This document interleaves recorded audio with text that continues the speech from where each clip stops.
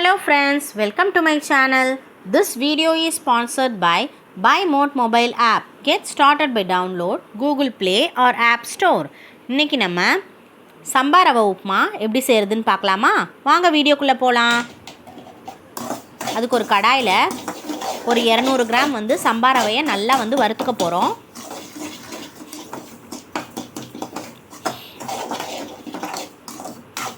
கொஞ்ச நேரம் நல்லா வறுத்துக்கலாம். இதை வறுத்துட்டு தனியாக எடுத்து வச்சுக்கலாம். இப்போ அதே கடாயில் கொஞ்சமாக ரீஃபைண்ட் ஆயில் ஆட் பண்ணியிருக்கேன். கொஞ்சம் சோம்பு ஆட் பண்ணிக்கலாம். எண்ணெய் காஞ்சதும்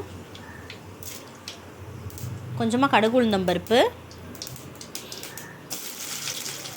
ஒரு மீடியம் சைஸ் வெங்காயத்தை சின்னதாக நறுக்கி அதையும் உள்ளே சேர்த்தாச்சு. கொஞ்சமாக கருவேப்பிலை ஆட் பண்ணிக்கலாம். கொஞ்சமாக இஞ்சி பூண்டு பேஸ்ட் ஆட் பண்ணிக்கலாம். கொஞ்சம் மைல்டாக ஆட் பண்ணால் போதும் இஞ்சி பூண்டு பேஸ்ட். இப்போ கொஞ்ச நேரம் நல்லா வதக்கிக்கலாம். இப்போ வெங்காயம் நல்லா வதங்கினதுக்கப்புறம் காய் கட் பண்ணி வச்சுருக்கேன், கேரட் பீன்ஸு, அதையும் உள்ளே சேர்த்துக்கலாம். கொஞ்ச நேரம் காயை மூடி போட்டு கொஞ்ச நேரம் வேக விடலாம். பாருங்கள், கொஞ்சம் நல்லா சுண்டி வந்துருச்சு காய். இப்போது 3.5 கிளாஸ் அளவுக்கு தண்ணி சேர்த்துருக்கேன்.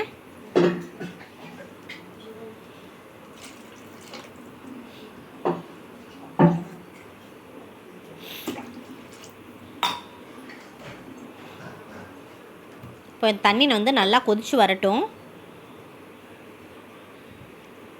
கொஞ்சமாக உப்பு ஆட் பண்ணிக்கலாம். பாருங்கள், நல்லா கொதிச்சு வந்துருச்சு. இப்போ இதில் நம்ம வறுத்து வச்சுருந்தோம் இல்லையா, அந்த ரவையை உள்ளே சேர்த்துக்க போகிறோம். நல்லா தளன்னு கொதிக்குது. இப்போ இந்த ஸ்டேஜில் சேர்த்தா கரெக்டாக இருக்கும்.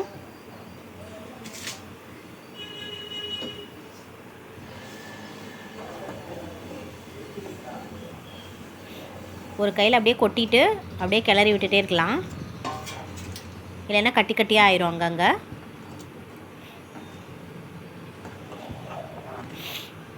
இப்போ நல்லா கிளறி விட்டதுக்கப்புறம்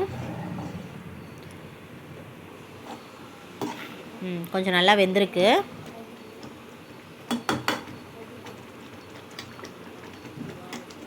தண்ணியோடு நல்லா மிக்ஸ் ஆயிடுச்சு ரவை. இப்போ மூடி போட்டு கொஞ்ச நேரம் வேக விடலாம் சிம்மில் வச்சு.